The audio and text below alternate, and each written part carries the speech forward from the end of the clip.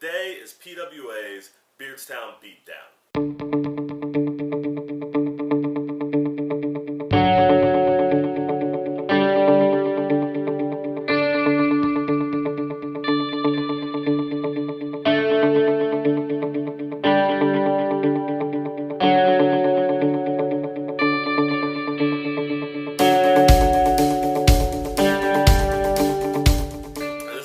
Show, one of my favorite events of the year. I think one of everybody's favorite events of the year.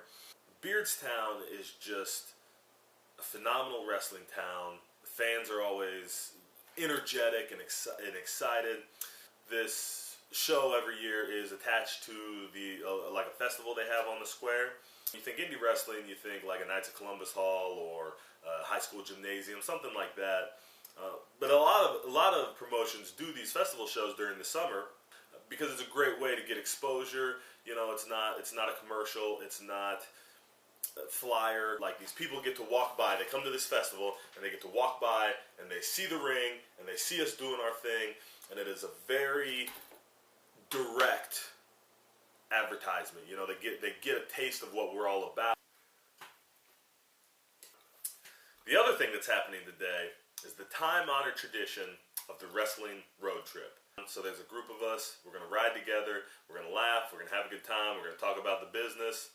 What's traditional about this is a group of guys going to a show to put on a great show. What is untraditional about this is that instead of loading 5 or 6 250 to 300 pound guys into a Prius or a Hyundai or whatever should get the best gas mileage, we're going to be taking Big Money Brent's RV.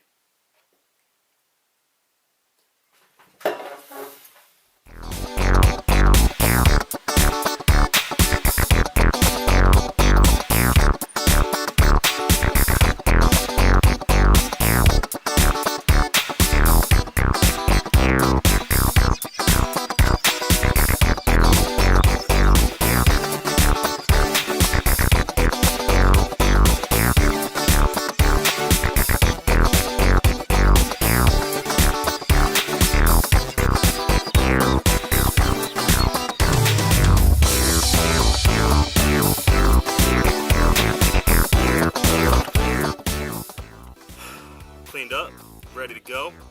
It is so hot out here. I am literally dripping with sweat. Can't wait to go wrestle in the sun like this. Just got the big monies, and we're about to get loaded up. And I just want to say, for everybody who thinks that wrestling's fake, thinks that it's not real, thinks that it's just a gimmick, I got to tell you that Big Money is loaded. This is how we travel to away shows. Because big money makes America go. Hey, big money is what makes America go. That's right. Dude, Trump and big money, dude, they're gonna make America great again. Listen. We're just talking about softball. That's what we do on our way to wrestling. I don't do that. Well, you were talking about it with Benz. Well, yeah, but that's because he was forced to Have you listen guys won because it he's my in friend. a game this year? Well, we're in the fall season, so we're only 3 games in, and no.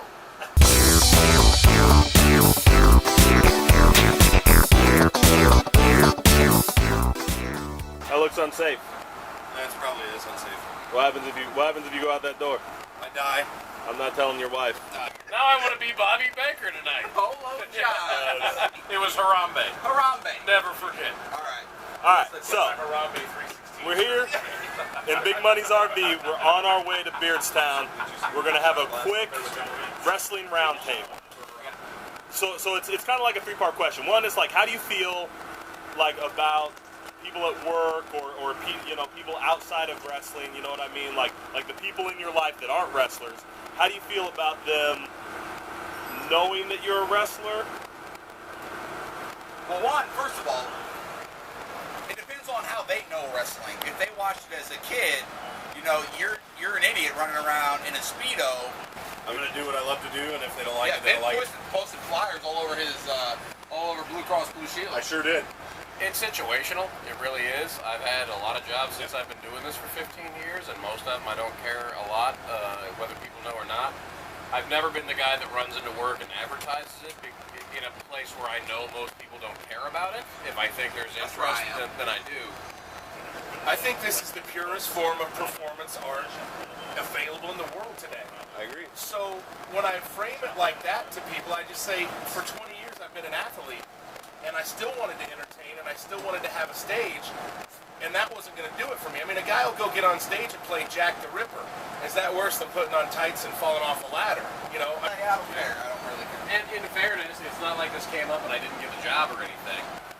When you're trying to make a living and you're dealing with, you want to get to the upper echelon, no matter, I mean, it goes for everything. No matter what, somebody's going to judge you for that. And if somebody comes up to me and goes, "Hey, you a wrestling fan?" I'm not going to hesitate to say yes. Right. You know. I'll have clients in the crowd tonight, and they told me they saw me here last year, and they will love it. All right? You only get so much time to make an impression.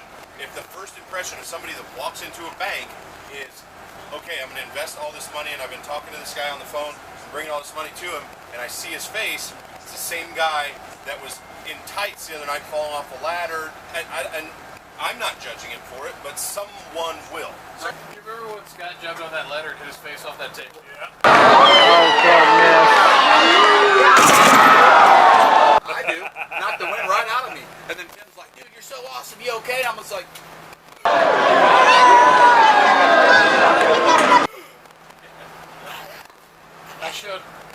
I can't think of a better note to end the wrestling roundtable than Scott jumping off the table. Can you do that impression for us again? Once you jumped off, you hit yourself. You're gasping for breath. What'd that look like?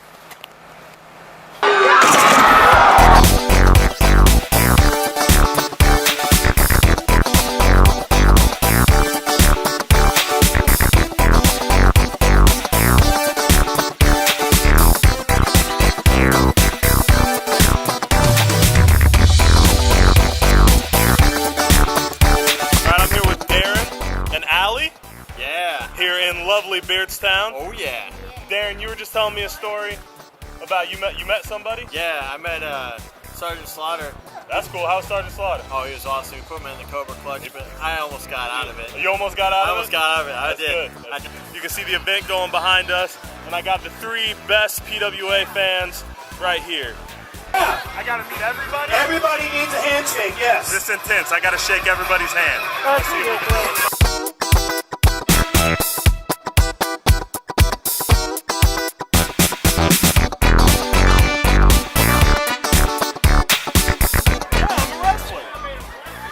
I'm out here meeting and greeting. I came out here just to meet you.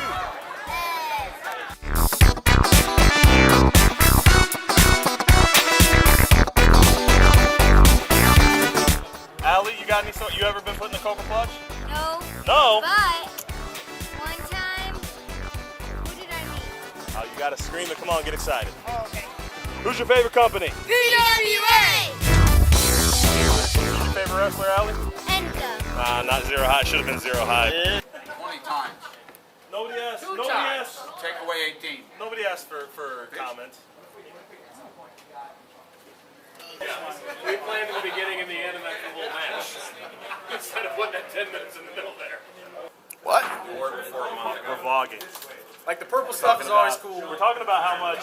Okay, so what we're talking about right now is how much Spencer loves this green gear. Yeah. Now I have some that's exactly like it because we got it when we were a tag team the first time for Attitude Inc. This vest, this jacket. Now I'm gonna get a shot of the vest. Okay. Now I actually made this vest. It was a jacket that I found, and I cut off the sleeves, and then we fixed up the sleeves. Yeah, we cut them off and fixed them up. But man, they have held up, and they are awesome. They fit. I love the way it fits. I love the way it fits. That's Now- just like, yeah. Now I also have to say I don't know if there's not a little bit of nostalgia involved in that. There could be. Because we had a lot of good times in those Man, vests. I'll tell you what, man. It's Just hooked his foot right on the power cord. I'm like, oh my god, at least the computer didn't fall off. We are having technical difficulties right now.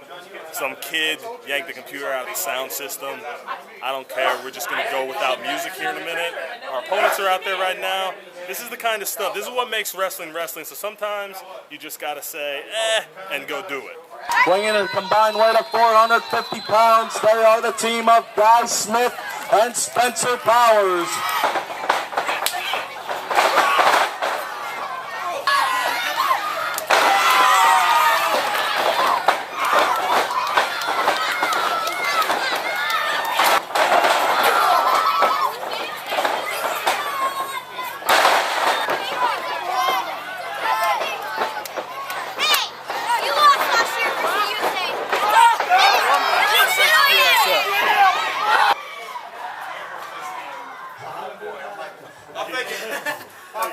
I'm thinking Polish hammer.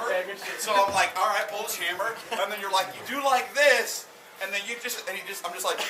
Well, we haven't fisted him. Phil, I asked you if you were big, and I landed straight on your leg. Oh yeah. No, He said he's never taken it.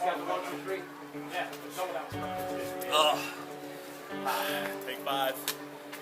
Those are the kind of nights that we come and do this for. The crowd was hot. They were excited. They were having fun. We were having fun. It was dark. That's real professional wrestling. You know, people, you know, everybody thinks about like the bright lights and all the glitz and the glamour, and that stuff is great. And I would love to be there one day. Don't let me missell that. But it's nights like this when things go wrong, equipment goes out, or it just happens to be dark out.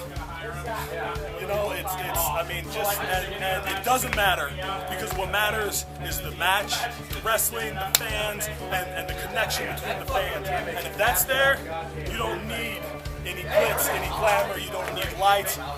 That is what professional wrestling is all about. I was just wanting a guy besides the ref, just to help me out, just tell the crowd that my knee was hurt. And he totally, like, a whole horde of people came out there and they were like, oh, are you okay? Are you okay? I was like, yeah, it's fine. I'm just selling the knee injury. And they were like, oh, okay. And then, like, everybody just followed back out. And I was like, yes. Okay, so what happened tonight was he did such a good job pretending to be hurt that all the people who knew he was selling got worried and rushed the ring to try and help him after his match was over. Every year there's like a different stage setup, and you can see there's like a stage setup here. I think it's a super cool locker room. It's a pirate ship. It is a pirate ship. Arr, arr. I don't like to overplay things, but this might have been the greatest night of my life. Why? You got attitude camera fist. You did get attitude. I did. That's a distinction. That's a big part of it. That's a distinction you and many other people share. Yeah, ain't my first time, bro. Ain't my first time.